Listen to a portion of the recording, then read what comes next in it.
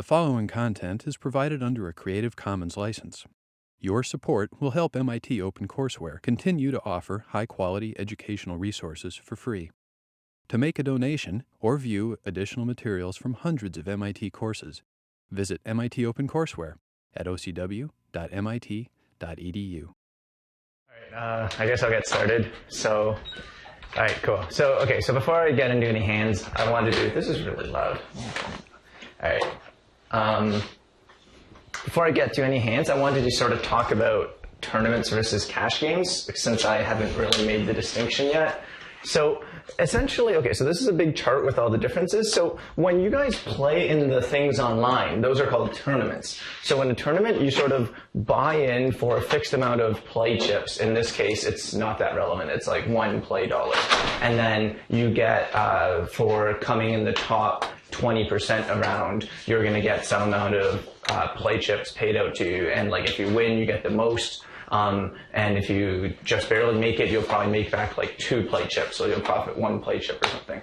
So that's how tournaments work, and that's sort of what, throughout this class so far, I've sort of assumed. All the hands are taken from tournaments. So there is a different way to play poker, and a lot of you might have actually been introduced to poker like this. So you have like sort of a home game where there's just a bunch of friends, you're playing at someone's house, and you all buy in for some amount of play chips, and basically you can play and people can join and stop anytime. If you lose all of your play chips, you can just buy in for more. It's not like tournaments where once you're out, you're eliminated and you can never go back into that tournament. In cash games, you can buy in whenever, you can like hit and run people, you can come, try to make a bit of money, and then just leave as soon as you make a bit. So what are the main differences? So I sort of wanted to highlight the differences between the two types of games and talk about why we mostly choose tournaments in this class. So everyone knows the definition of like what a tournament is, what a cash game is. So let me talk a bit more about so what are some differences? So in cash games, usually the stakes are fixed. So usually, it'll say we're playing for like one play dollar, 2 play dollars, or something like that. Whereas in tournaments, I'm sure as you've noticed, the blinds keep going up, right? The blinds start 10-20 in your tournaments, and then they become 20-40, and then like 40-80 or 30-60. I think there's a 15-30 level, I think. So it's 15-30, and then 20-40, and then 25-50, and it keeps going up, right? And the reason this is the case is so that eventually the tournament ends. Because if the blinds don't go up, the tournament will take forever to end. All right, so what's a big factor about tournaments versus cash games is in tournaments, you have no control over your table. You just join the tournament, and you're put at some table, and you just got to do your best at the table you're placed at. And the fact that there's not this much metagaming, I think, is one of the reasons it's much easier to analyze poker hands in terms of tournaments. Because in cash games, if you're at the cash game and everyone's really, really good, you could just choose, I don't want to play in this cash game anymore. I'm just losing my money. And you could choose to stand up and leave. And there's a lot of decisions of this form. So there's more metagaming required. And in tournaments, the general goal is to survive, right? You're just trying to get eliminated as late as possible to maximize your payout. Whereas in cash games, a lot of it comes down to, if there's one bad player at the table, you're trying to target that specific player. You're trying to do everything you can to get in hands against that player and exploit them and win a lot of money against them and risk a lot and stuff like that. So there's less focus on the math of poker and more focus on specifically targeting certain players. Tournaments, there's frequent but fixed losses. So if we were playing tournaments for real money, how it works is, most of the time, right? Like 80% of players don't get paid anything back from the tournament. So when you play tournaments, most of the time you're going to lose. Even if you're really good, you're not going to win more than 50% of the time. So you're going to lose, and then you're going to get a big win and then win a lot. And then it's going to be lose, and you're going to win a lot, right? It's sort of like playing the lottery. Whereas cash games, anything can happen. You can lose a lot. If you're having a bad day and you decide not to quit, you could lose all your money, buy back in, lose all your money, buy back in, eventually lose all the money in your bank account, right? That could happen. You could also win a lot. So anything can happen. But in some sense, tournaments is more variance. So like when I was talking in the first class about the law of large numbers and reaching the long run, it does overall in some sense take longer if you're playing tournaments. because in tournaments, you do need to occasionally get the big score in the tournament. It's like sort of like winning a lottery to make back all your money. And if you don't, then you won't make back all your money. Yeah, I argue that tournaments, I think, are more fun. They're more exciting. If you make it far in a tournament, eventually it comes down to just two of you. It's pretty exciting. Also, tournaments have a wider range of situations. So in cash games, usually it'll be a fixed number of players at the table, and players will have a similar number of big blinds, because whenever you lose a bunch of big blinds, you can always just buy back in and get those big blinds back by putting more money on the table. Whereas in tournaments, we have to learn how to handle, I think, interesting mathematical situations where you have like one big blind. How do I play it optimally? And stuff like that. The last thing is, if you play at a casino, though, another good thing about tournaments is relatively the casino makes a lot less from tournaments than cash games. Cash games, just as a fraction of how much money you wager, the casino takes way more compared to tournaments. Tournaments, what the house takes is very small. Okay, so those are sort of the main differences, but I did want to sort of comprehensively go through the differences, because, if you do decide to play poker, these are essentially the two ways to play it. So I wanted to make sure everyone was well aware of the differences. So why I chose tournaments for the class, I think there's less metagaming, I think it's more exciting. I'm mostly a tournament player myself, although I have played cash games for extended periods during my career. There's a wider range of scenarios, and I think it's more applicable. I think, like the MIT Poker Club, the event they're running in January is a tournament, because tournaments are exciting. Okay, so are there any questions about this chart? Okay, cool. Okay, so our club actually has both. I mean, for the points, only tournaments count, but if you look at this this thing above, then I should think that 10 works now. Oh no, I have to draw on here. Okay, so if you look there, then these are the cash tables, and you could, in theory, sit down there and play for play money. And if you do lose all your play money in those cash tables to a shark in the class, and you have no more play money and you can't join tournaments, you can always refill your play money and join the tournaments. So that's why it's called play money. Okay, so, but yeah, only tournaments count for standings, and if you want to see the standings, you have to, oh, I see, the annotate. I gotta clear. So yeah, you gotta click the blue arrow, and then you can see the standings. Some people ask me about this. So if you want to see your standings, how many points everyone has, how many points you have, you can click that. You can click there. Okay, alright, so let's get into some poker hands now. That being said, I highlighted all these differences about cash games and tournaments, but good poker is essentially good poker. Like, if you're good at one, you're probably good at the other. The difference is still rather small. It's more based on, like, how much risk do I want to take? What kind of schedule do I want to play on? That determines which one you choose to play, rather than, like, am I better at tournaments or cash games? Like, at least once you're, except at the very top levels, there really is no difference between, like, there's no such thing as a cash game specialist, except at the very, very top, where it's possible the best cash game players are good at cash games compared to the best tournament players. But, like, when you're just starting out, if you're good at one, you're good at the other, essentially. All right, cool. So today I'm going to talk about some pre-flop play. So last class I focused on post-flop play. The first class I talked a bit about what hands you should open with pre-flop, but I didn't really say that much about playing pre-flop. But it's sort of one of the most important parts of the hand, because it determines what cards are playing for the rest of the hand.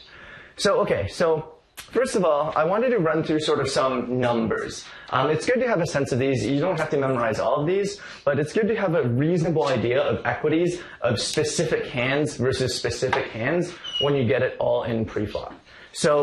And I sort of classified this to make this roughly easier to memorize. So the biggest example, so the first example, which is sort of the dream situation, is you have a bigger pair against a smaller pair. Right? What's the best situation that you can be given pre-flop in poker? So what's the best hand you can have? It's aces, right? But you don't want aces and for everyone else to have 3-2 offsuit, because they're just going to fold, right? So you want aces and you want someone else to have kings. one of my screen names was actually, please give me ace-ace against king-king or something on a site, because it really is the best situation you can hope for, because they're going to put all their money in with kings. And so roughly when you have a bigger pair against a smaller pair, you're an 80-20 favorite. So you win 4/5 of the time. And the edge dwindles a bit as you get to like 3-3 versus 2-2, because there's a higher chance both pairs will be counterfeited. Like the board can come 6-6, 7-7, 8 or something. And then pocket threes ties pocket deuces. Okay, and an equally good situation is one pair against 0 overcards. So ace-ace against ace-king off is also a very good situation. You're actually 93% there because you dominate their ace. So there's very few ways for them to win. Pocket aces against 6-5 suited. This is actually the hand that's best against aces, other than aces itself, is 6-5 suited, and that's aces is only 77.5%, but it's still, ludicrous. So pocket jacks against 10-9 suited, 81.7%. So some rough numbers. 10-9 suited is pretty good, but pocket jacks sort of crushes it because having 2 jacks blocks a lot of their straight outs. Pocket queens against 7-4 off is very good because 7-4 off is not suited, not connected. And the best you can do pre-flop is actually king-king versus king-2 off. If you have pocket kings against king-deuce off, I think that's the highest equity you can possibly get it in pre-flop, is 94.6%. And pocket kings against king-2 suited is 89 points. So look how much better king-2 suited does than king-2 off against king-king. The fact that it's easier to make it flush is so relevant. We'll talk more about this later. Okay, the next few categories. So a pair against 1 overcard. So you're still a favorite, but less big of a favorite. Instead of an 80-20, you're a 70-30. So queen against ace jack off is 71.7%. Queen against ace jack suited is a bit worse. Queen against ace queen suited is actually much worse than queen against ace jack suited. I think this is a bit counterintuitive, at least because, against ace jack suited, I always thought, they have more outs. They can hit 3 jacks. But it actually turns out the fact that they have a queen to prevent you from hitting 3 of a kind in the situation they've already hit an ace is actually a lot more relevant. So queens is much worse against ace queen than ace jack. And pocket eights against ace 2 off, 70.2%. Pocket threes against ace 2 off is a bit worse because, once again, small pairs can get counterfeited when you go all in pre-flop. Okay, a similarly good situation, which is the 70-30, is when you're, quote, dominating the other person. So dominating means one of your cards is the same, but the other card is different and yours is higher. Okay, so ace king off against ace queen suited, pretty good situation to get in poker. You're 70%. If you're suited and they're not, then you're 75%. If neither of you are suited, it's 74%. Ace king off versus king queen off, you're actually a bit better. Even though ace king off against ace queen off, you're 74.4%. Ace king off versus king queen off, you're 74.8%, and you're a bit better because it's harder to tie with the ace. So when you both have an ace, it's possible the board will come with 2 pairs, and then 6, 6, 7, 7, 8, and then both of you will have 2 pairs of 6s and 7s with the ace kicker. But that's less likely to happen if they don't have, if your bottom card is their top card instead of your top card being their top card. One thing to keep in mind is ace 5 off against ace 2 off is barely a favorite at all. So it's nowhere near as good as ace queen off against ace jack off. Anyone have an idea why that is? Right, exactly, yeah. So the 5 and 2 are going to get counterfeited. The 5 kicker is going to get counterfeited a lot more often, because if 4 cards on the board come that's higher than 5, the 5 is going to be irrelevant. So that's a good thing to remember. Okay, so let's look at some more numbers. Okay, this is one thing that I've always thought is really cool. 2 overcards versus a pair is actually very close to a 50-50 for the most part. Ace king suited against pocket 2s is 49.9%. I actually showed you in the first class, if they don't have a 2 of your suit, then it's actually 50.1%. So ace king off versus pocket 2s is 47.4%. Note that 10-9 suited against pocket 2s is actually a 54% favorite. it's much better than ace-king against pocket twos, because 10-9 can make a lot more straights and flushes, and the fact that, you're making a pair of tens instead of a pair of aces isn't that relevant, is irrelevant when the thing you're trying to beat is a pair of deuces. Ace-king off versus pocket queens is only 43%. Even though people call it a coin flip, it's actually much worse than a coin flip.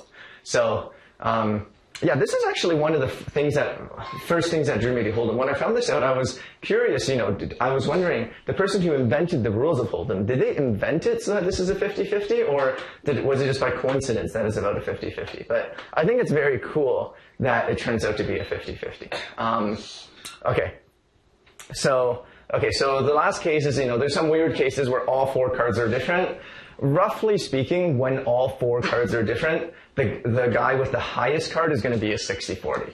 I mean, this is very rough because it's hard to encompass all the different types of scenarios under the same umbrella, but roughly, the thing that matters is having the highest card. So let's see. So AB versus CD, which means you have two cards above their two cards. You can be as good as 67.7% if it's like ace-king off versus queen-7 off, because queen-7 off has no straight outs and no flush outs. AC versus BD, it's about 60 versus 40. AD versus BC, it can be as low as 50-50. So ace-2 off against 10-9 suited is only 51.6%. So that's sort of the worst case for like AD versus BC.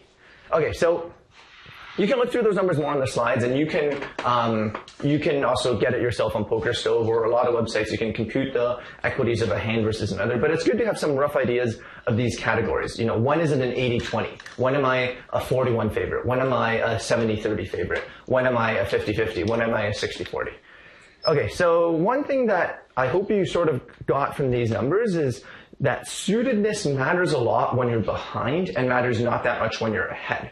So if you look at these numbers, the gain in equity of ace-king suited when the gain of equity of ace-king when ace-king is suited is only 1%. You only increase your equity from 74.4 to 75.4. But if ace-queen is suited, then the equity of ace-king drops by 4% instead of 1%, right? And the reason essentially is, if your hand is bad, you need as many ways as possible to try to get lucky, and being suited is one of them. But if your hand is already very good, you just really need your opponent to not get lucky. And you being suited is only going to be relevant if they first hit a pair to beat you, and then you need to hit a flush to beat them. So that's one thing to keep in mind. So like with ace-king, the difference between suited and unsuited doesn't matter that much. But with a hand like 9-8, being suited is way better than being not suited. And suitedness is also important for implied odds, as I talked about last class, because you can make much better decisions post-flop if your hand is suited. Okay, so that's the roughly some hand equities to remember. Okay, so now I'm going to talk about some pre-flop all-ins. So going all in pre-flop. So this class, most of this class, this is going to be a bit boring maybe. These are not really highlight reel plays, and this is about like routine making good decisions that increase your pre-flop equity by a couple of percent but it's really these boring decisions, I think, that make your win rate, not the occasional brilliant thing that you see on TV. So if your goal is to get on TV, then studying this is maybe pointless. But if your goal is to, make expectancy, win money essentially, then it's really the simple, boring decisions that affect whether you win, not the one-time crazy bluff you pulled off against Phil Ivey that makes you a winner. So let's talk about this a bit. So the main thing is, don't be afraid to go all in pre-flop. I mean, I didn't really stress this yet, but one thing I tend to see people do is you're too afraid to put all your money in pre-flop because you would think it's gambling or something, or it's like, it is a lot of luck. I mean, you essentially put your tournament life, you let it ride on a coin flip. So it does seem scary. But the things to remember essentially is when late in the tournament, the antes and blinds are so big, and if you ever can win the blinds by going all in, that's such a large gain relative to what you risk. And also just any two cards have a chance against any other two pre-flop.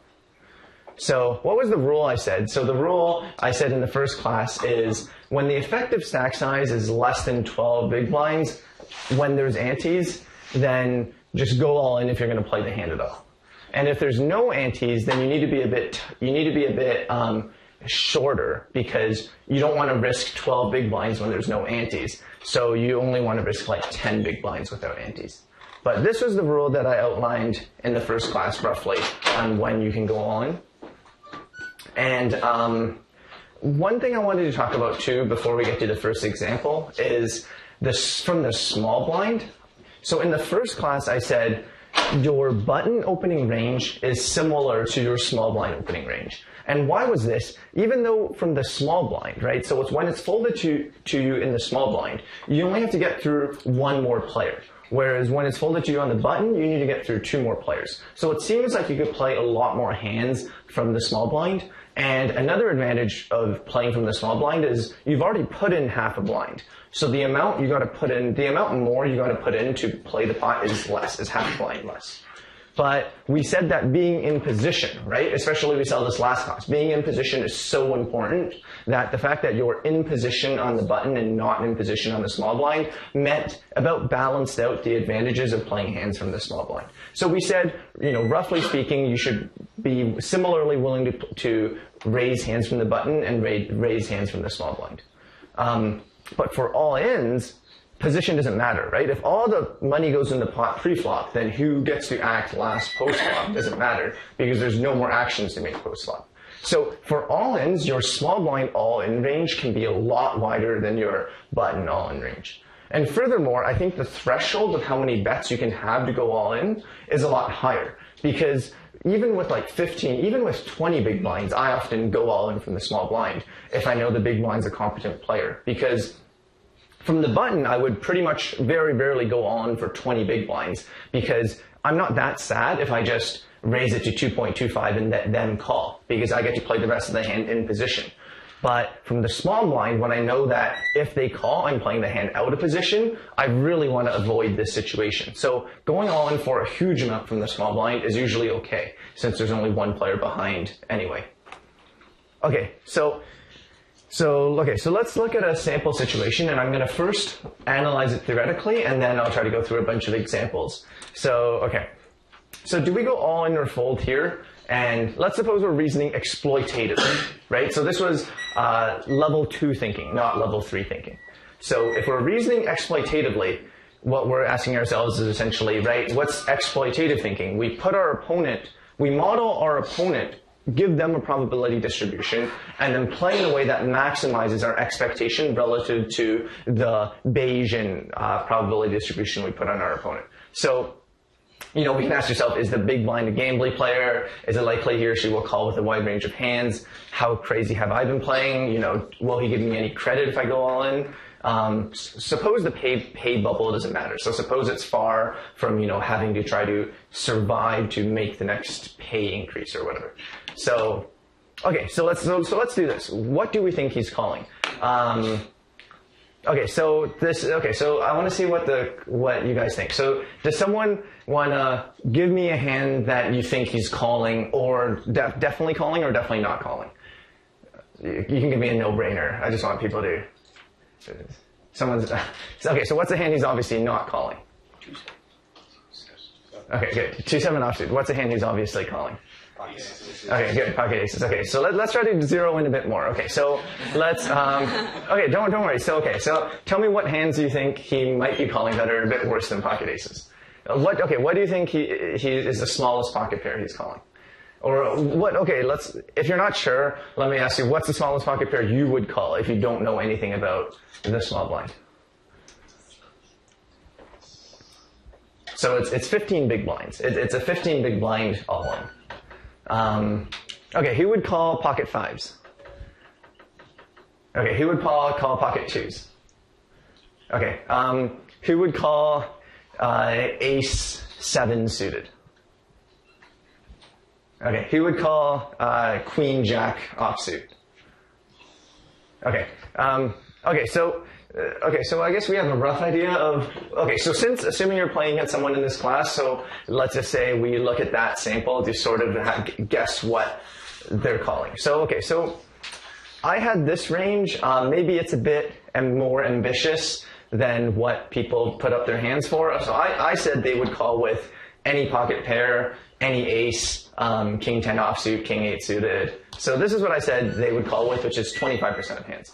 Okay, so maybe in reality they call with even less. Maybe in reality they only call 20%, 15% of hands. But this just further emphasizes my point. So okay, so we assume they call 25%, let's say. Okay, so let's do the math. Let's now assume we have 10-8 offsuit. Okay, so let's do the math against this. So what is the equity of 10-8 offsuit against their 25% range? So when we get called, we're not doing so well because they're only calling 25% of hands, so their hand is going to be good when they call. We're only 36%. Okay, so let's do the math. So 75% of the time they're going to fold, and we're going to win 2.5 big blinds, right? Why is it 2.5 big blinds? There's the big blind that we're winning, right? There's the small blind that we're winning, and then there's the one big blind from the antes that we're winning, right? And it's 2.5. We count the small blind because even though we put in the small blind, the fact that you put it in the pot, it doesn't matter who put it in the pot. The fact that it's already in the pot means we're winning the money. Right? That makes sense? Okay. So 25% of the time he's going to call. And then when this happens, 36% of the time we're going to win the all-in, and we're going to win 16.5 big blinds. Because we're going to win the 1.5, we're going to win the small blind, the antes, plus his entire 15 big blind stack. 64% of the time we're going to lose, and we're going to lose 14.5 big blinds, which is how much we wagered to do this all-in. So you can do the calculation, and it's actually very positive. We're making an expectation, an entire big blind, by going all-in. Okay, so now let's suppose we had a worse hand. So let's suppose we had 3-2 offsuit, okay? We can do the same calculation again. The only thing that changed is now we only have 28% equity instead of 36% equity. So 3-2 offsuit is actually a worse hand than 7-2 offsuit for a lot of all-in purposes because 7-2 offsuit is like the worst poker hand against a range of strong hands, but against a range of any two cards, 3-2 off is actually worse than 7-2 off because 7 high is relevant if they have like 6 high. Okay, so you do the calculation and you find that this is still an excellent play. So going on with 3-2 offsuit is actually not a crazy bad play. It looks like a crazy bad play on paper. And I'll tell you in reality it is a crazy bad play. But according to this calculation, it's actually not a crazy bad play. You're actually earning 0.42 big blinds. Okay, so what's wrong? What's wrong? Why does our calculation say 3-2 off is a good play? And there's no mistake in the calculation. It's not because of a mistake in the calculation. Because of the high probability that he's not going to call you? Right, exactly. Okay, good. Yeah, so basically, remember, we did this calculation using level 2 reasoning, exploitative thinking, right? We built a model for him, and if our model is correct, then actually 3-2 offsuit is a good all-in. But so what this is showing us is actually, the point is, if our model is correct, then they're making a mistake. Then he's making a mistake by only calling 25% of hands. It's just too small a fraction. It's too small a fraction of hands to call with. So I guess the lesson sort of is, so when I took the poll around the class, you guys wanted to call even less than 25%, right? Like 25% still includes ace-2 offsuit, and still includes hands like, let's see again. It still includes hands like queen, king 10 offsuit, queen 10 suited, king 8 suited. So even 25% is sort of too low in the sense that it allows the small blind to shove any 2 cards. Shove means all in. Shove any 2 cards profitably. And in reality, it might be even lower if people were being truthful when they put up their hand for what they're calling with, right? So basically my point is I think people are too afraid to go all in pre-flop. Going all in pre-flop is fine, basically. So let's suppose we're the big blind now, and we're considering adding queen jack off to our calling range. So I'm saying, okay, you're making the mistake as a big blind of only calling 25%. But what's wrong with my reasoning, right? The thing that's wrong with my reasoning is that's only a mistake from a level 3 reasoning point of view, right? That's only a mistake in that it's not theoretically optimal because in theory the small blind could shove any two cards profitably. But if the small blind isn't actually shoving any two cards, then maybe this is actually the optimal range to call. Like if the small blind is shoving too small, then maybe 25% is the optimal strategy for the big blind from that point of view. So, right, so we can do a calculation with queen jack. So let's assume the small blind only shoves top 25% of hands instead of 100%. Then your equity is only 42%. And what equity do we need to call all in? We need to call 14 big blinds, right? We need to call 14 big blinds, and if we call, the pot will be 31. So we need 14 over 31, which is about 45% equity. We only have 42, so we actually shouldn't call anymore. So, you know, it's possible the big blind's play is correct, but the point is someone's play isn't correct. So, so I also wanted this example to give you another idea of what sort of optimal Nash equilibrium play is. So, okay, so I'm going to so let's draw a chart of what is in game theory called like an iterative best response. Okay, so how this works is I fix a strategy for one player, I take the best strategy for the other player at exploiting the strategy. And then I fix that strategy and I come back to, so I fix a strategy for the big blind, which is only called 25% of hands. And then I ask myself, what's the best way for the small blind to exploit this? Well, it's to shove 100% of hands, right, by the calculation. Okay, so now, if the small blind is fixed on this strategy, what's the best way for the big blind to exploit this? Well, it's to call with anything, basically, because you know they're shoving anything. So it's to call with a very wide range, say like 67% of hands.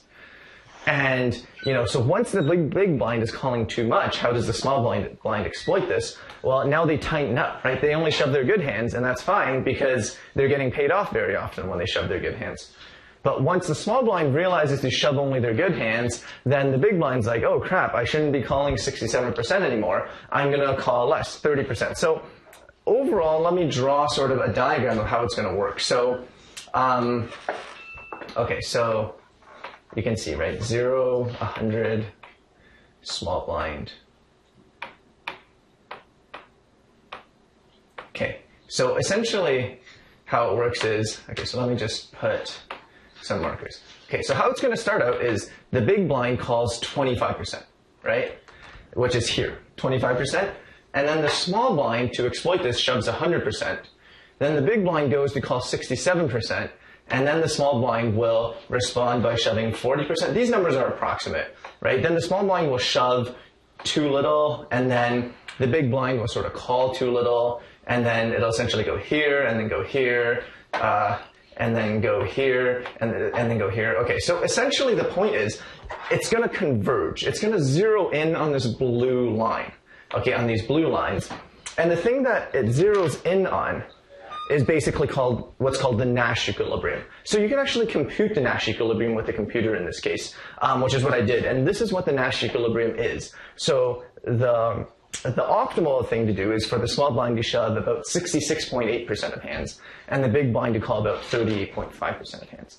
So, and I think if you play like, you know, reasonable stakes online poker tournaments nowadays, this is what most people know how to do, because most people will have a computer program that can do this calculation for them.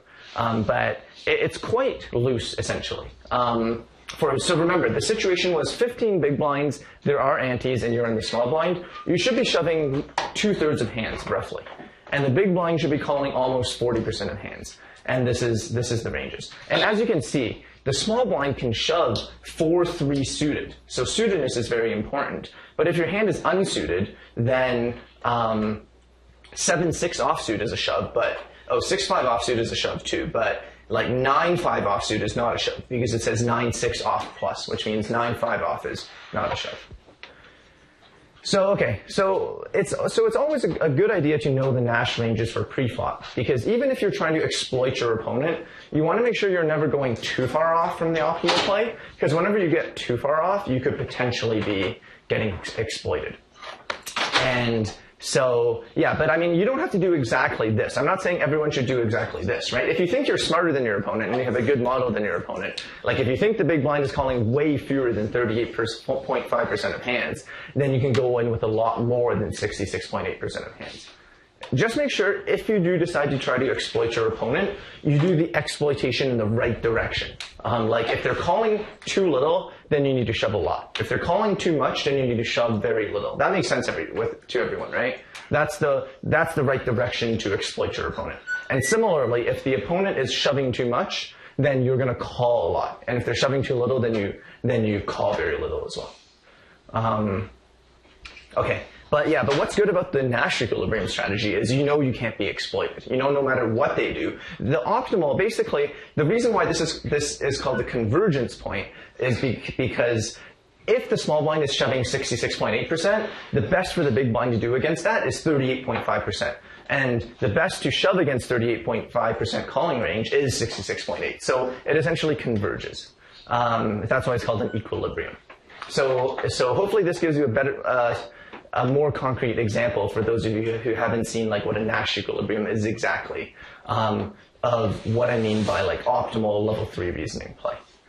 Okay, so that's enough of that. Okay, so now let's go to some concrete ranges. So now you can ask me, how do we learn these ranges, right? I showed you the Nash range for one specific situation, but right, the situations you can enumerate. There's going to be a lot, right? So I showed you the range for small blind versus big blind, and there's 15 big blinds, right? But what if it's 14 big blinds? What if it's 13 big blinds, right? What if it's 10 big blinds with no ante? So essentially it's a combination of memorization, understanding theory, and then like extrapolation / interpolation. So let me just show you a few more. Just to give you a rough idea, this is where the memorization / interpolation comes in. Because if you have a few baselines to go off of, you can sort of use rules that theoretically make sense to extrapolate, right? So here's button 10 big blinds, 43.9%, and this is roughly the hands. Is it clear what this range of hands means? I guess I never really explained. Basically, like S means suited, O means offsuit, and plus just means any hand where like the denominations are strictly higher. If you don't know exactly what it means, it's not a huge deal. But roughly, you want to sort of know what this is saying. So there's a few weird cases, but roughly, if it says ace X plus, that means any ace, any hand with an ace, suited or unsuited, you can go all in. So 43.9%. Okay, so in terms of extrapolation and interpolation, let's just make sure everyone gets the directions right. So if I move from button to the cutoff, does the fraction of hands go up or down? Down, right? So the fraction of hands goes down because from the cutoff, there's more players to get through, right? So you need a better hand. You can't, right? So the fraction of hands you can shove goes down, right? That makes sense to everyone? So make sure you get the direction right. Okay, and then what if the number of big blinds goes up or down? So let's say it's 15 big blinds. I guess 15 is sort of too much to go all in with. But let's say it's 12 big blinds. Does someone have a guess what the percentage might be? You just have to get the direction right. What? Someone, yeah. 40. Yeah.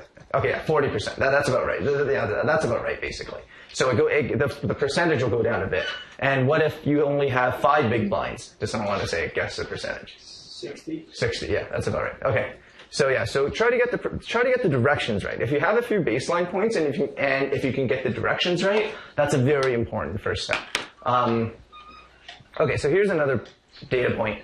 Cutoff 7 big blinds.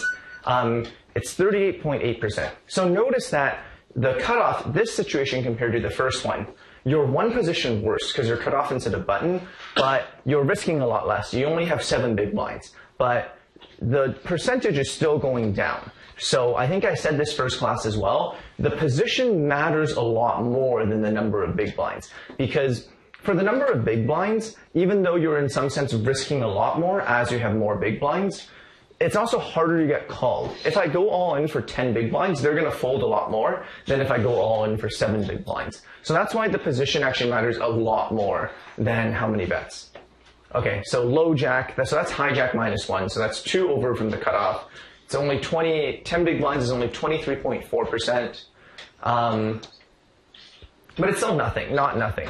So under the gun, 9-handed with 3 big blinds, it's actually pretty high. It's 24.1%. Okay. So you can go look at those on your own. You can also calculate on your own in certain websites. And yeah, so this will roughly give you an idea of the shape of the graph. So this is under the gun all-ins. It's a bit approximated, but with 15 big blinds, I know I recommended with 15 big blinds not to go all in, and I think that's a good recommendation, but let's say you told the computer they were forced to go all in with 15 big blinds and they had to calculate the Nash equilibrium. This is what it would spit out. It would say you go all in with this 6.2%, and with 10 big blinds, it's 13.4. With 5 big blinds, it's 33.3. So it actually increases quite a lot. For under the gun. For under the gun, the amount of, the fraction of hands you can wager as a function of how many big blinds actually goes up quite a lot. Question? Yeah. For example, if you're, you have 15 big blinds and you get an ace jack offsuited, and what would be, by how much would you raise? Oh, I would raise to like 2 big blinds or 2.25 big blinds. That's it? Very little? Yeah. There is, for all hands, I essentially raise to 2.25 big blinds. So it goes from 2.25 big blinds to all in. Right, yes. There's no middle range. Right. There's no in between. Yeah. So the reason essentially is, okay, so let's say you raise to 5 big blinds, right? This is essentially equivalent to an all-in, except worse. So why is it equivalent to an all-in? Because if your opponent has pocket aces, or like a good hand, not necessarily pocket aces, they're going to go all in, and pretty much you have to call. I mean, okay, if you knew they had exactly pocket aces, you could fold, but it's possible for them to play a balanced strategy where they could have pocket aces or ace king or pocket tens or whatever, and you're forced to call anyway. So essentially, if you make it any more than 2.25 big blinds, you put in enough chips that your opponent can just play a strategy that forces you to go all in when they want to. And so it's basically strictly worse than just going all in yourself. Yeah. Okay, yeah, good question. But yeah, with 15 big blinds, I would recommend just raising small, although I don't think going all in is the end of the world. Yeah, okay, so this is roughly what the shape of the curve looks like. So here's another example. So for hijack, from 15 big blinds to 10 big blinds, it actually changes very little. I guess it changes somewhat, but 23.4% to 28%.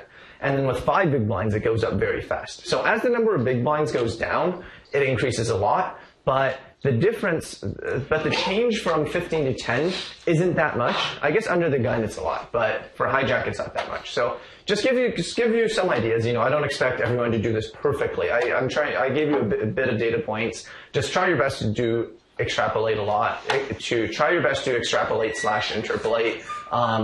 You know, if you're off by a lot, that's fine. The biggest thing is just try not to get the direction wrong. You know, like don't think if I'm one position worse, I can shove more hands or something. So, okay, a few more pointers about going all in pre-flop. So here, this is definitely a good play, I think. So you have pocket fours from hijack. You have 15 big blinds, which is more than what I said you should go all in with.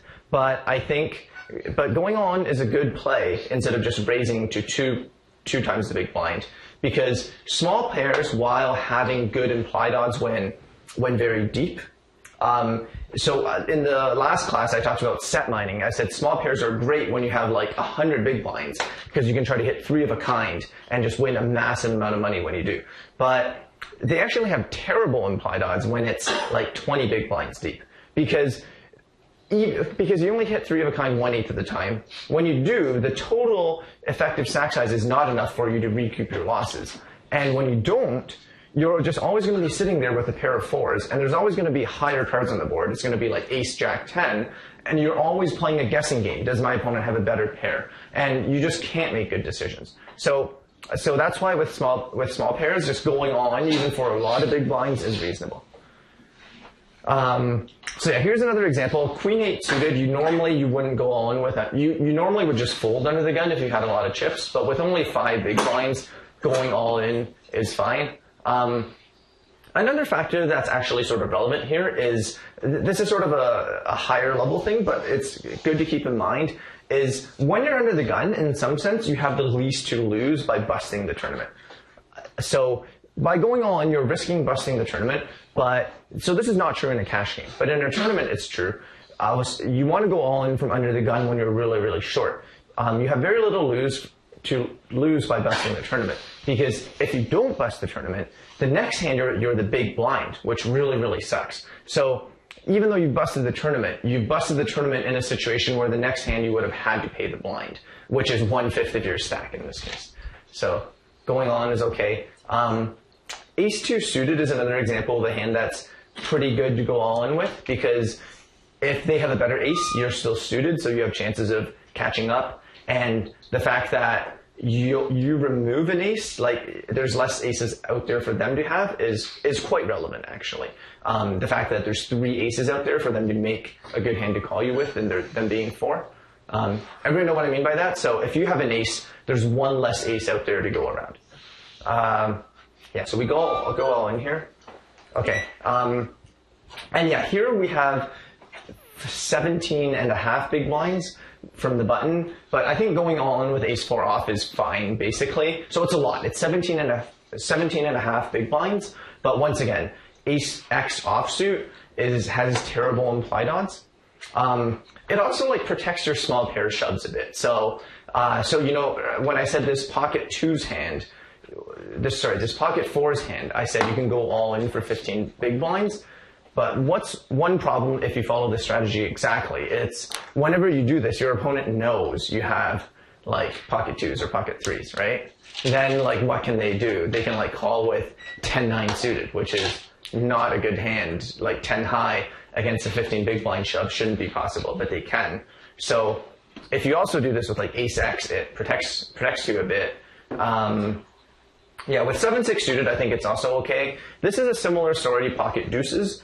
7-6 suited has great implied odds when you're 100 bets deep, and making straights and flushes is very relevant. But when you're only 20 bets deep and you're just trying to make a big pair, essentially, small cards just aren't good at making big pairs. Can't make big pairs. So once again, going on is acceptable. Okay. So one thing to watch out for is I actually swept this under the rug in the last couple of slides, but in all these cases I showed you, there's actually a pretty big disincentive to go all in. Does anyone see what it is by looking at the stack sizes? So they've always been the same actually, but does someone see a pretty big disincentive? Yeah, Vincent. Other people have much larger stacks than you. Right. Although, actually, I should say this. Other people having much larger stacks than you is actually an incentive to go all in. The reason being, it's possible, let's say you go all in, and then someone calls, and then another guy, re-raises all in, and the first guy who called folded. Then what would happen is you're still all in, and if you win the pot, you now triple up instead of double up, and you still only have to beat one hand. Did that make sense, everyone? I can draw it out if it didn't make sense. So you go on for 5,400. So let's say this guy calls for 5,400. Let me use a different color.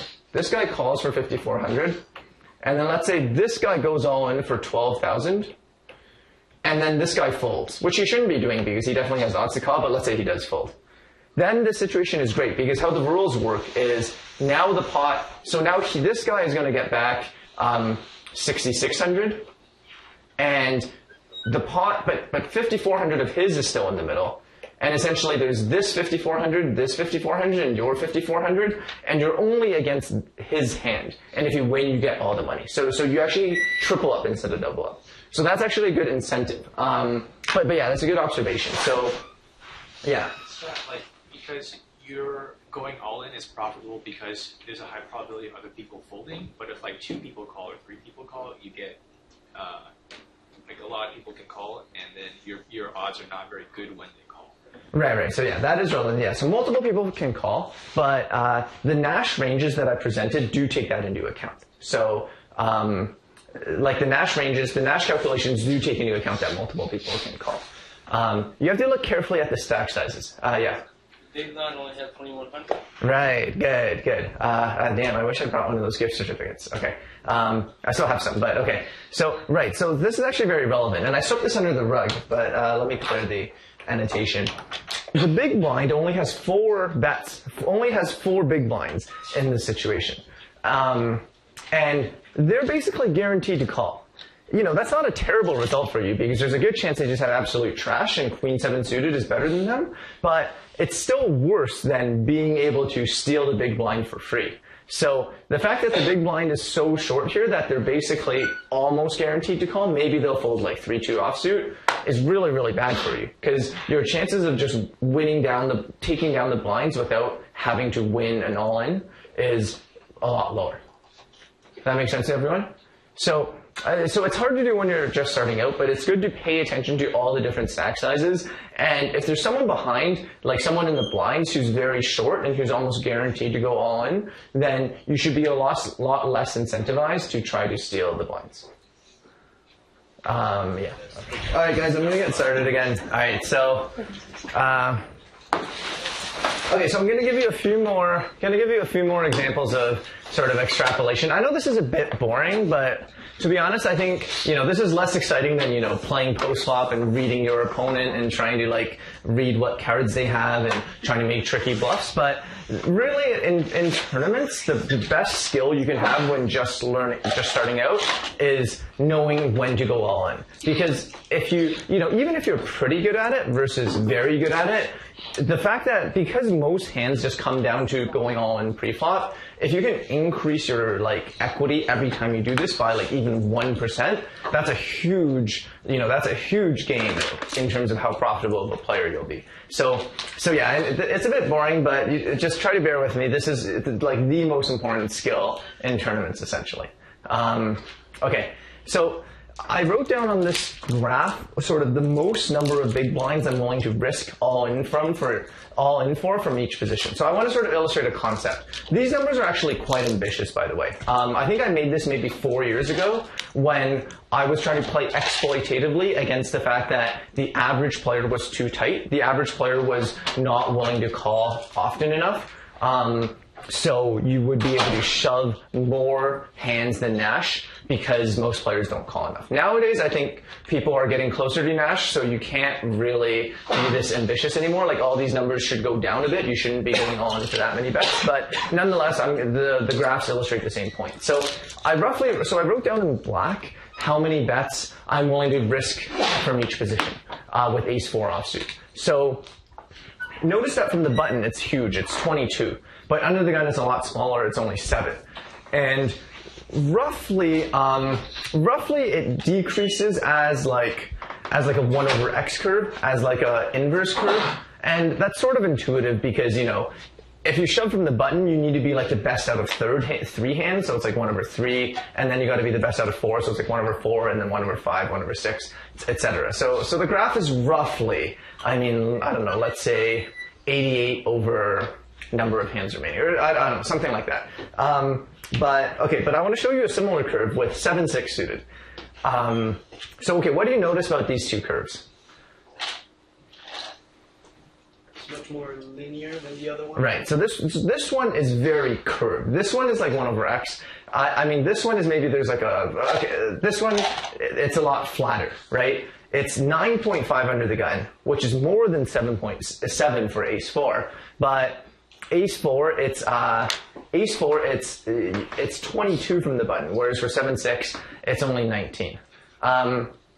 So the thing is, these two hands are a bit different. So with ace-4 off, it's actually it's a hand that does poorly against good hands, but well against bad hands. Because against a bad hand, your ace-high is going to be good. And against a good hand, you're always going to be dominated. If they call with an ace-jack or a pair of 7s, you're going to be a 30-70, right? Whereas with 7-6, even if they have aces, it's bad, but it's the best hand against aces. But basically 7-6, you're going to be better on average. If they call with ace-king, it's not a good situation, but it's much better than if you had ace-4. Whereas if they have 8-2 offsuit, which is a terrible hand, that actually theoretically is ahead of yours. So what's the most important thing about 7-6 suited when going on with it? Essentially, it's having a lot of chips. It's having a large stack. because you just really want to, you want them to fold all their trash hands, and it's good when they're not going to call you very often. So you want to have a lot of bets. Whereas for ace-4, the most important thing is, you don't mind if they call, as long as they call with a bad hand. So the most important thing you want with ace-4 is you want to be later in position so that you're against fewer hands, so that there's a less of a chance that someone behind is going to pick up ace-jack or pocket tens. So when you're extrapolating / interpolating, try to remember this principle. So yeah, so with like a suited connector hand, it matters a lot more how many bets you have. Whereas with like a hand with 2 unsuited but sort of big cards like ace-4 offsuit, king-8 offsuit, queen 7 offsuit or whatever, the thing that matters most is having few players left to act behind. Okay. Okay, so I talked a lot about how to initiate all-ins from pre-flop. So what about calling other people's all-ins? So another thing that I sometimes see people do is fold with ridiculously good odds pre-flop. And similarly, how you can shove any 2 cards pre-flop, you can also call a lot pre-flop because you'll always have some equity. So yeah, it's difficult to have less than 30% equity pre-flop, no matter what your cards are, unless your opponent has a really strong range, like they're really tight and they have like jacks plus an ace-king or something. It's difficult to have less than 30% equity if you have an ace in your hand, right? Because if you have an ace, then you're either going to have an overcard at least to their pair, or be dominated, but both of those are still 30-70s. Only if they have aces are you actually in really bad situation. So I just wanted to show you a hand here that looks maybe a bit like bad play to some of you, but I think it's very reasonable play. So we have 9-8 suited, we have 15 big blinds, so we don't go all in, right? Which is fine. We make it 1600. And then it's folded to the big blind, but the big blind goes all in for 10 big blinds, for 10 big blinds. So normally if the big blind had covered us, if they had 15 big blinds, you would probably fold this because you have 9 high. You don't have enough odds to call. But in this specific case, the effective stack size is not 15 big blinds, right? They only have 10 big blinds, so the effective stack size is 10 big blinds. So if you do the math, when the effective stack size is only 10 big blinds, you have enough equity to call. Even if they had 12 big blinds, maybe it's very borderline, but even if they have 12 big blinds, roughly speaking, you have enough equity to call, right? This is sort of the same calculation as me saying, if you have 12 or less big blinds and you raise and someone goes all in, you basically have to call. This is sort of a similar calculation. It's the same thing. You raise, someone went all in, it's effectively 12 big blinds, and you can call. So this is a totally reasonable play, and then you just call, okay? If you do the math, you need 37% equity to call. It's possible in some corner cases you can convince yourself that you don't have 37% equity, but for the most part, I see a lot more of bigger mistakes by people folding this spot. If you call, you're never really making a huge mistake. Okay, fine. If they're sort of tight, maybe you only had 35% equity and you needed 37, you made a small mistake. But there are situations similar to this where you might have 45% equity and you only need 37% equity. So it's a huge mistake. Folding can be a big mistake, but calling is rarely a huge mistake when it's 12 big blinds or less. So yeah, so any hand that we would raise here in the first place, we probably would have enough equity to call. If I had 7-2 offsuit here, I probably would not call, but I would not raise here with 7-2 offsuit. So any hand that you would have chosen to open here, which is about 30% of hands or 25% of hands, I think you can call. Okay, here's another situation that we sort of talked about already. You have 4 big blinds and you have to pay a big blind. Basically, you pretty much have to play close to any 2 cards in this spot. If you do the calculation, right, you only need to call. Calling is equivalent to going all in, sort of. If you go all in, you know you're getting called because they're gonna have almost 41 odds, so they're gonna call. So essentially, the calculation is: do I want to wager my entire stack on this hand? And you're risking 3 big blinds for a total pot of 9.5 big blinds. So essentially you only need 30% equity to call. And 30% equity is very easy to have pre-flop, essentially. So, yeah, so basically you have to play any two cards. Queen 8 off is way more than good enough. Yeah, so this is basically the calculation I just went through. And yeah, like here, I think I would probably play 95% of hands. I think I'll fold like 3-2 offsuit, 4-2 offsuit, but I'll probably play any hand with a card that's like 10 or higher, and I'll probably play every suited hand. Okay. So let's talk a bit about re-raising all-in pre-flop now. So in all the situations I showed you were just about going all-in and someone calling pre-flop. So I wanted to show, don't do this, don't call pre-flop. I already talked about this, but especially when you have 10 big blinds, so once again here, don't just raise when you only have 10 big blinds. If that's less than 12, so you can go all in. Yeah, so you basically either want to go all in or fold. But I want to start talking about raising now. So why is this so bad? But this is okay when we have more big blinds. So now we have, everyone has 19 and a half big blinds. So why is this okay? The main reason is because, so in the first case, right, so I talked about this, if you get caught, if someone goes all in, you have to call anyway. So you might as well go all in yourself, because you're not getting away if they pick up a good hand. So that's the same calculation. Okay, I'm just going to skip that part. It's the same calculation. Essentially, it's just saying there's no point to not go all in, because if someone else goes on, we're essentially roped into calling anyway. So the second case, we can get out. We can fold. Okay, so let's keep this in mind, right? So in this case, we can definitely fold. So we can do the calculation.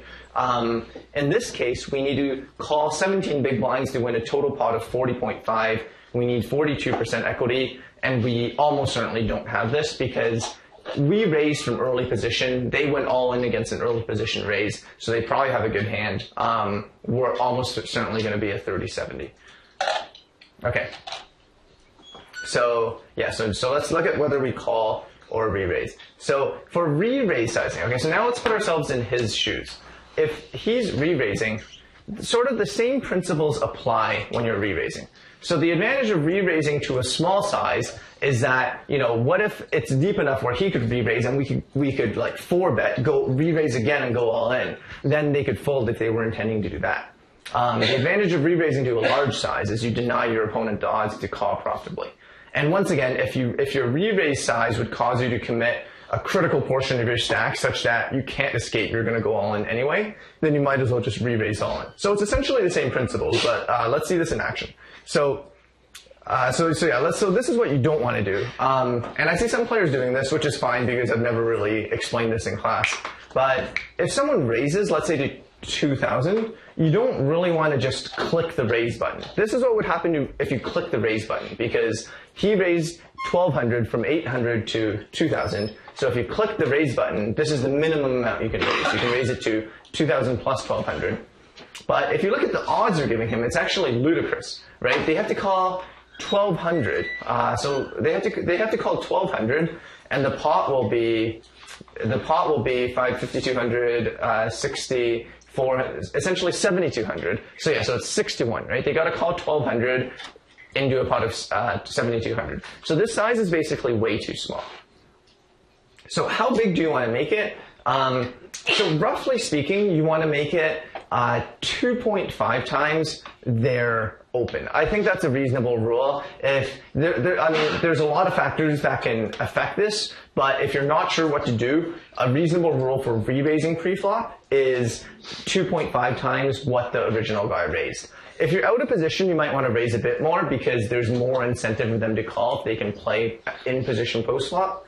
But I think in this specific spot, this 5,000 is a good size. Okay. I'm going to skip this slide. So, but in this case, actually, so can we see our stack size? Okay, so our stack size is only 20,000.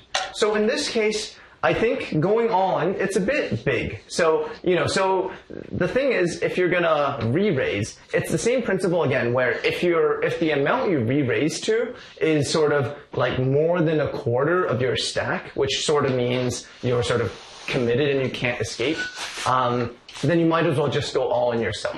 So I'd say in this hand, if you had like less than 18,000, I would just go all in, because you can't really escape. Even in this specific case where you have 20,000, I don't think it's terrible to just go all in instead of making it only 5,000, because it's pretty hard to fold a hand as good as ace king, even if you make it 5,000 and then he goes all in for 20,000. So, but I think 20,000 is enough that you can make it 5,000, and you can do this with your good hands. You can also do this with your bad hands sometimes as a bluff to balance it out, and you can fold when you do have a bluff and he goes all in. So yeah, so that's roughly the sizing you want to make it pre-flop. And another thing I want to say is, why is calling a pre-flop raise okay? So I said in the first class, if no one has entered the pot and you're just attacking the blinds, you always want to raise. You always want to raise to give yourself a chance to win the blinds for free. You don't want the blinds to be able to see the flop for free.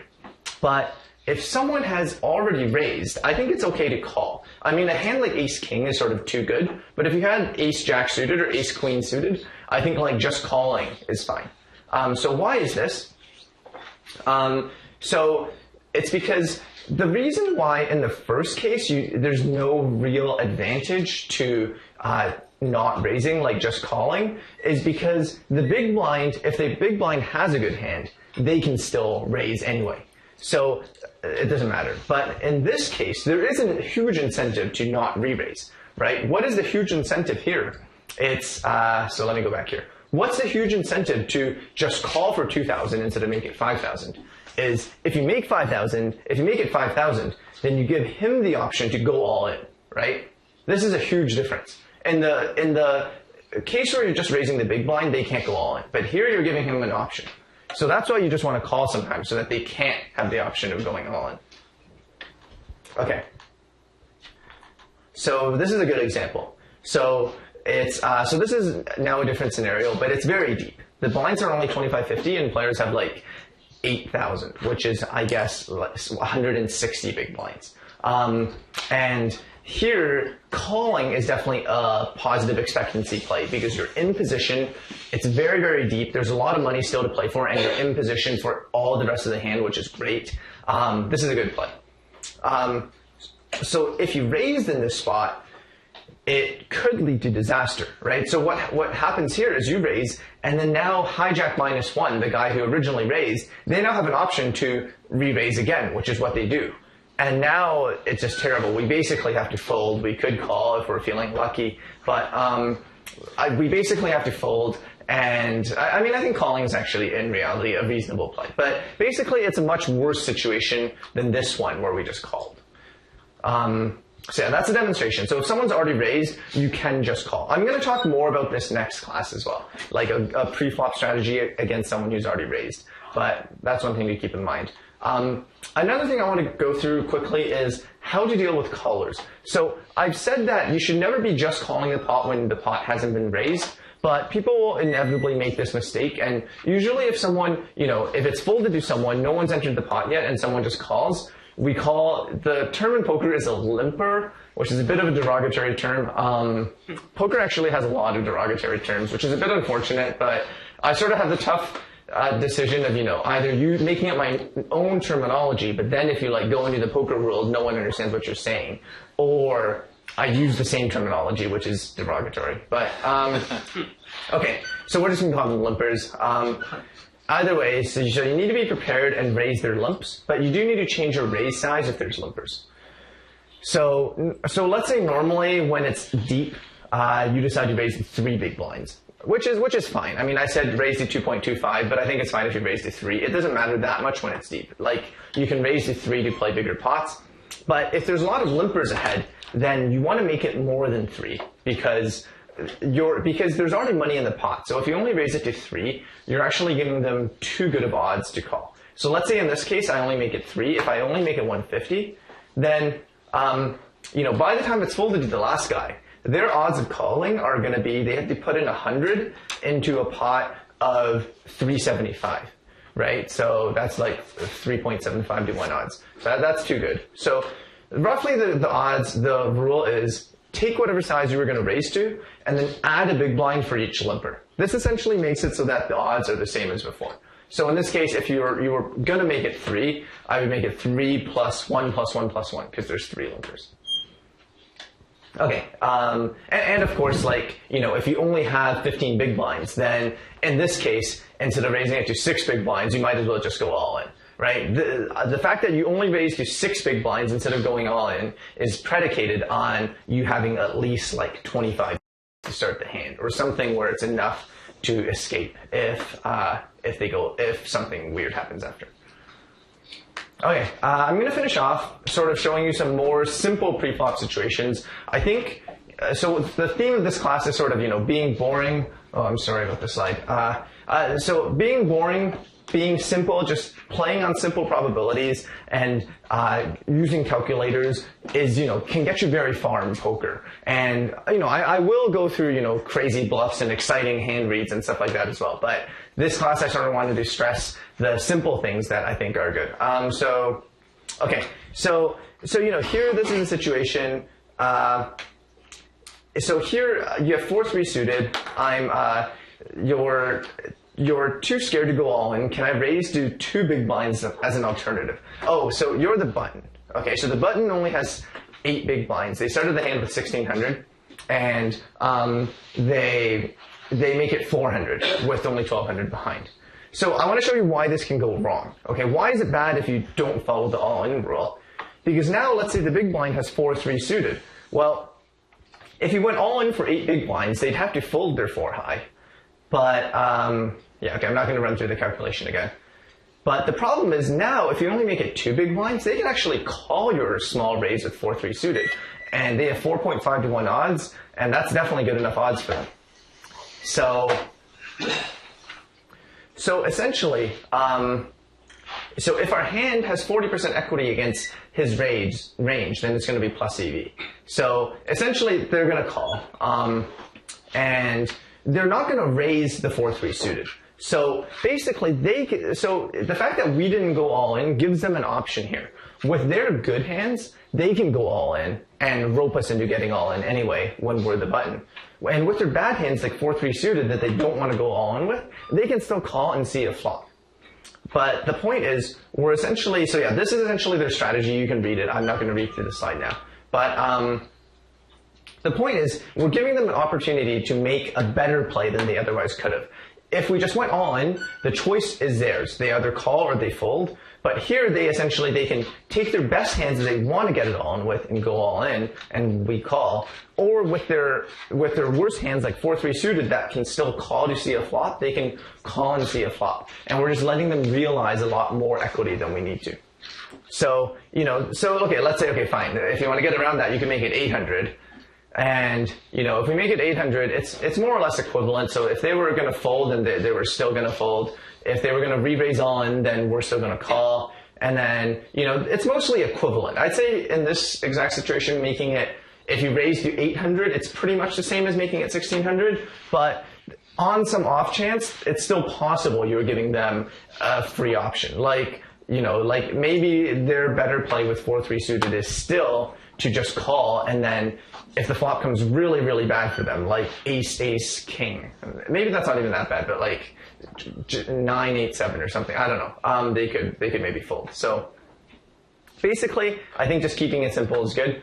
And so one concept I'll finish on is there's this idea of okay, so I have talked about, you know, all this stuff I'm saying about letting them go all, giving them the option is bad. But, you know, what if you think they're so stupid that if you give them the extra option, they're actually going to make a mistake, and giving them strictly fewer options is actually bad. You actually just want to give them more options, even though it's free options, because they might make a mistake. So, okay, so this is slide singing from a while ago, but Bill Chen sort of gave a very good theoretical example of this. But so Bill Chen, he actually might give a guest lecture. The last lecture we haven't decided yet, but he might come and speak for the last lecture of the class this year. He wrote the book called The Mathematics of Poker. He's one of the world experts on sort of the math behind poker. He's a math PhD. He's currently a trader at Susquehanna International Group. Anyways, so yeah, this is what Bill Chen calls a sucker bet. And sort of when you see your opponent do this, you should almost be a bit offended. This occasionally, very rarely happens, but when it does happen, I'm sometimes very confused because my opponent shouldn't be doing this. So maybe they're stupid and they didn't go on because they're stupid and they're actually giving me a free option. But maybe I'm actually the stupid one. Maybe they think I'm so stupid that if they gave me the free option, I'm going to make a mistake. So, if you do get in a situation like this, it's actually sort of an interesting theoretical question, I think. If you're sitting in exactly big blind's shoes, you saw, let's say the button is a competent player too. This makes it worse, right? If you know the button is a competent player, then you're saying, I guess this sort of reveals what they think of me. If they're giving me a free option to see the flop here with 4-3 suited, they must think I'm going to mess it up so bad that they'd rather give me this free option than not. But it's an interesting concept to think about, and sometimes it does happen. Another sort of example of a sucker bet is, I guess I was talking about last class on the flop, or even on the turn or whatever. You never really want to bet a very small fraction of the pot. If the pot is 100 and then your opponent checks to you and you bet $1 into 100, it's not a real bet. It's $1 into 100. It's essentially an epsilon bet. It's essentially a zero bet. But what does it do? It gives your opponent a free option, right? Now they can check raise you.